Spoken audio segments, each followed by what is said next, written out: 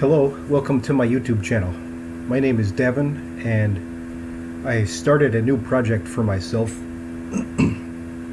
What I'm doing is I'm taking a look at the academic literature on the subject of human trafficking. So I became aware of this topic quite a long time ago, actually, and I've read about this, and it's really been bothering my conscience. And I decided it's going to continue bothering my conscience until I do something about it. So I don't work in a career or in a capacity where I would actually intersect with this phenomenon. So I decided that somebody in my position actually could do would be to try to raise awareness. So what I'm going to do is I'm going to start with, I think I'm just going to start with 10 articles. And then hopefully it expands from there. Perhaps I'll read more, 20 or 30.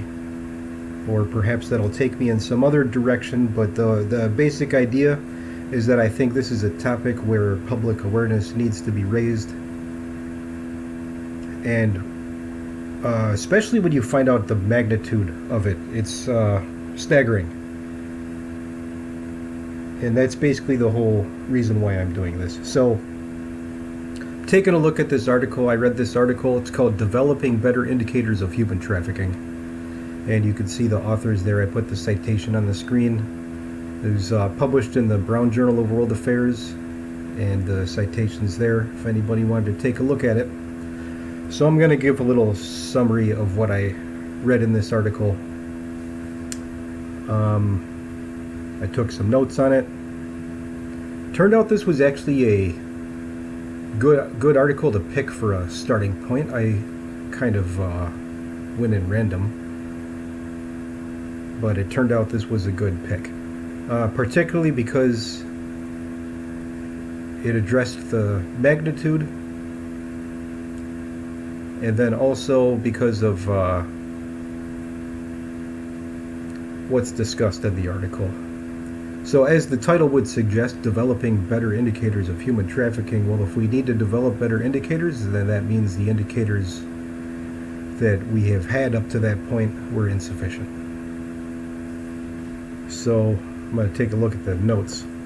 A couple of things I wanted to discuss in the notes. A few things, actually. The magnitude and their explanation of why there is lacking data, or why the data is not being collected and synthesized in certain places. So that's discussed in the article. So the magnitude, the question of why so little data on the phenomenon. And also included in this article was a United Nations definition of terms regarding human trafficking, which I thought was significant, so I'm going to read over that as well. I wanted to start first with the magnitude. And I'm going to read a little section here from the article from notes that I took. So this article was published in 2003, I think it said. And so one of the next things that I'm going to do as I continue working on this is take a look at what are the most current statistics or data say. According to this article, we're kind of always working off of estimates. But anyhow, I wanted to I picked my first article, went with this, and then from there I'm going to also at some point take a look what is the most current data that we have. So regarding the magnitude, they include here a statistic that they say is widely reported or often quoted, and they cite that here. So, given the fairly recent acceptance of the new international definition of trafficking, it is perhaps not surprising that so far few governments have begun to systematically collect data on trafficking. It is still common in many countries to mingle data relating to trafficking, smuggling, and irregular migration. Furthermore, data on the number of persons being trafficked are often only estimates and usually concern only the trafficking of women and children for sexual exploitation, rather than other forms of exploitation.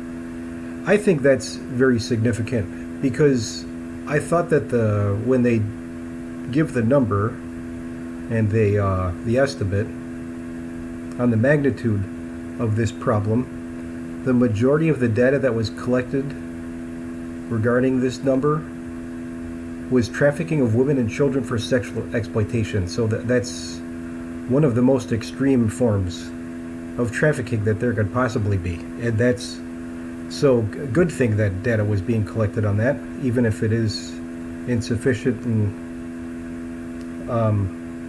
even if we need to improve our data collection, it's good that something as terrible as that was being targeted, and that these numbers are a reflection and estimate of that. So next paragraph, at the global level, the most widely quoted figure reflects the number of women and children believed to be trafficked worldwide each year across international borders. In 1997, U.S. authorities estimated that between 700,000 and 2 million, so lower end 700,000, upper end 2 million women and children trafficked each year across international borders.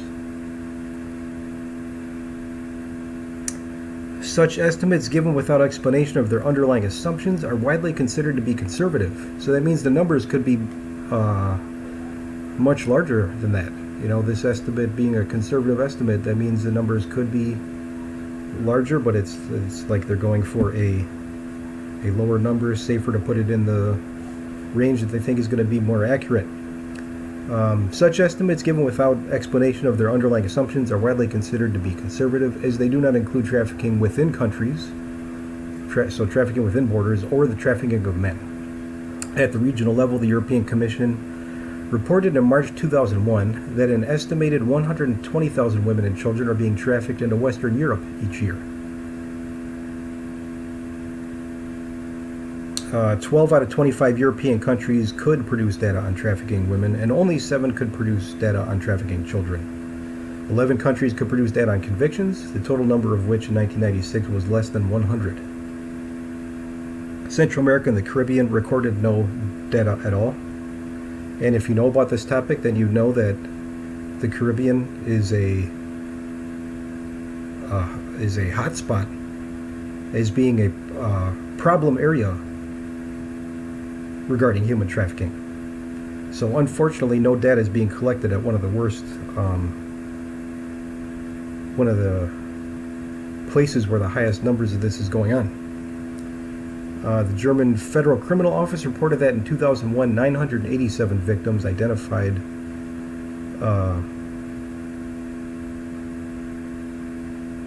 I read that wrong. The German Federal Criminal Office reported that in 2001, 987 victims were identified in police investigations.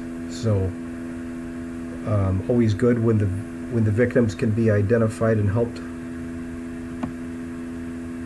Okay, so let's go on to what did the authors have to say about this? Why are there places where data is not being collected, or why are there places where even when it is being collected, it's not being synthesized and processed? I took some notes on that. I'm going to read from that here. So there are several reasons that help explain the paucity of data on trafficking. Human trafficking is an underreported crime for which the majority of cases remain undiscovered. Lack of data on the scale of trafficking can be attributed to the low priority given to the combating of human trafficking by authorities in many countries.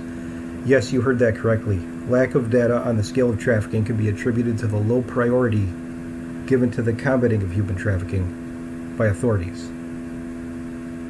The very ones who are supposed to be making sure these things don't happen. Low priority for that. I mean, if we're talking about sexual exploitation of women and children, and that going across international borders at a rate of 700,000 to 2 million per year, then that's why we need to raise awareness on this, because we can't have the authorities giving this low priority. The reason for low prioritization appears to be linked to two main factors. First, legislation is often lacking, inadequate, or not implemented, making the prosecution of traffickers very difficult and often impossible. Second, trafficking convictions are often based on witness and or victim testimony. Such testimony is hard to obtain, as trafficking victims are either deported as legal migrants or, if identified as trafficked persons, are often too frightened to testify. Inadequate legislation for both prosecution and for victim and witness protection means that the police authorities often prefer not to prosecute traffickers at all, with the knowledge that much effort only seldom results in a conviction.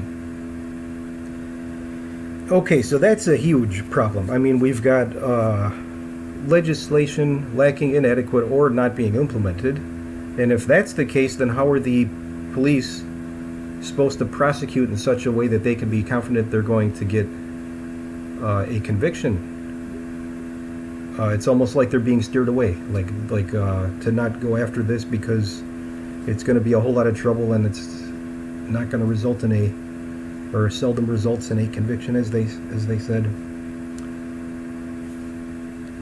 Okay, and one more thing I wanted to talk about from this article. In this article, they discussed some of the United Nations definitions of terms regarding the trafficking and smuggling. And this helps to get an even deeper picture, actually, of what's going on. So when we talk about human trafficking, what exactly are we talking about? We aren't just talking about smuggling. That's the thing that we need to get across. Okay, so the term trafficking in persons is defined by the UN as this. Trafficking in persons shall mean the recruitment, transportation, transfer, harboring, or receipt of persons by means of the threat or use of force, or other forms of coercion, abduction, fraud, or deception, the abuse of power or a position of vulnerability, or of the giving or receiving of payments or benefits to achieve the consent of a person having control over another person for the purpose of exploitation.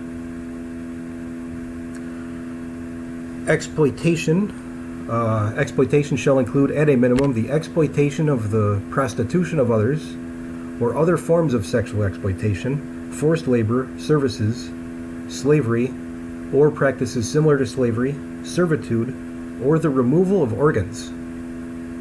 So some of these numbers that we're talking about here, people targeted for organ removal, that's included in this. UN definition, smuggling of migrants.